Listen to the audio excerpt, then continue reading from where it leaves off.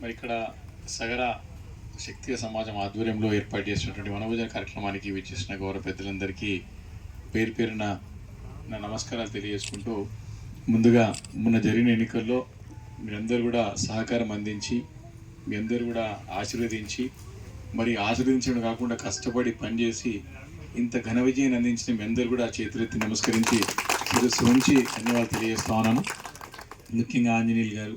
మరి ఇక్కడ స్థానిక అధ్యక్షులు శ్రీనివాస్ గారు, కమిటీ సభ్యులందరూ కూడా మరి ఎప్పటికప్పుడు మరి యాక్టివ్గా ఉంటూ పనిచేసుకుంటూ మరి ముందుకు వస్తూ ఉన్నారు. ఇంతకుముందు సాగర్ గారు చెప్పినట్టు తప్పకుండా మన ప్రాంతంలో మనకు కూడా ఒక కమిటీ అనేది ఒకటి ఉంటే చక్కగా కార్యక్రమాలు చేసుకోవడానికి బాగుంటుందని చెప్పేసి కూడా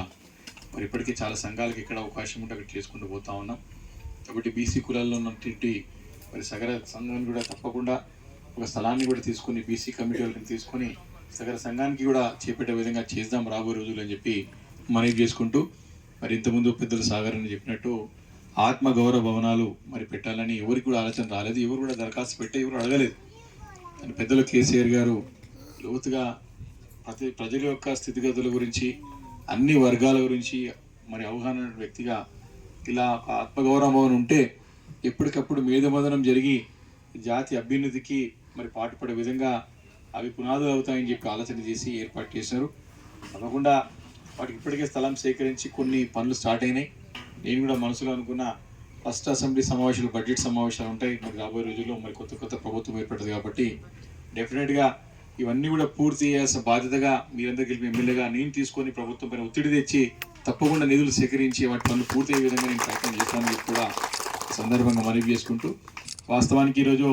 చాలా కార్యక్రమాలు ఉన్నాయి. ఈరోజు మరి ఇక్కడ మిస్ అవుతున్నావు అని చెప్పి నేను అప్పుడు 11 o'clock నుంచి రెడీ ఉండే, నేను లేట్ 12:30 అనుకునే టైం అయింది. అట్లన్నా ఏ పనున్నా తప్పకుండా మీరందరూ గెలిపించిన ఎమ్మెల్యేగా వివేకానంద్ ఎప్పుడు మీకు సేవ చేయడానికి సిద్ధంగా ఉంటాడని చెప్పేసి కూడా సందర్భంగా మనవి చేసుకుంటూ, ఈ యొక్క సంఘం యాక్టివ్గా ఉండి మంచిగా ఎప్పటికప్పుడు మనం బేరేజ్ వేసుకుంటూ, అంచనా వేసుకుంటూ, ఒక అనలైజ్ చేసుకుంటూ మన దాంట్లో పిల్లలు ఎంతమంది చదువుతా ఉన్నారు, వారికి ఏం రకం అవకాశాలు కల్పించాలి, వారికి ఏ రకంగా గైడెన్స్ ఇవ్వాలా. చాలా సందర్భాల్లో మనం సంఘటితంగా ఏర్పడ్డప్పుడు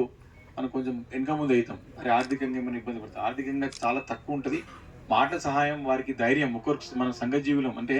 ఒకరికొకరు తోడ్పడడం తెచ్చుకోవాలి. కాబట్టి మన దాంట్లో ఇప్పుడు ఏ చిన్న సహకారం చాలా ముఖ్యం. కాబట్టి వీటన్నిటిని కూడా తప్పకుండా చేయాల్సిన అవసరం మీ పైన ఉంటుంది. ఎప్పటికప్పుడు సర్వే చేసుకుని పిల్లలు ఏం చదువుతున్నారు, ఏం ఉద్యోగం చేస్తూ ఉన్నారు, నిజంగా పిల్లలకు ఎవరికైనా చదువుకోవడానికి ఇబ్బంది ఉన్నదా, అలాంటి వారికి ఏ రకంగా ఉపయోగపడదాం, ఏ రకంగా ప్రభుత్వం నుంచి పథకాలకు అందిస్తాం, ఇలాంటి కార్యక్రమాలపైన మన సంఘ సభ్యులకి, పెద్దలకి సంపూర్ణమైన అవగాహన పెంచుకొని తద్వారా వారికి సేవ చేయాల్సిన బాధ్యత కూడా మనం తీసుకోవాలని చెప్పి మనవి చేసుకుంటే, దానికి ఏ రకమైనటువంటి సహకారం కావాలి, ఎల్లప్పుడూ మనం 24 గంటలు పనిచేస్తూ ఉంటాం కాబట్టి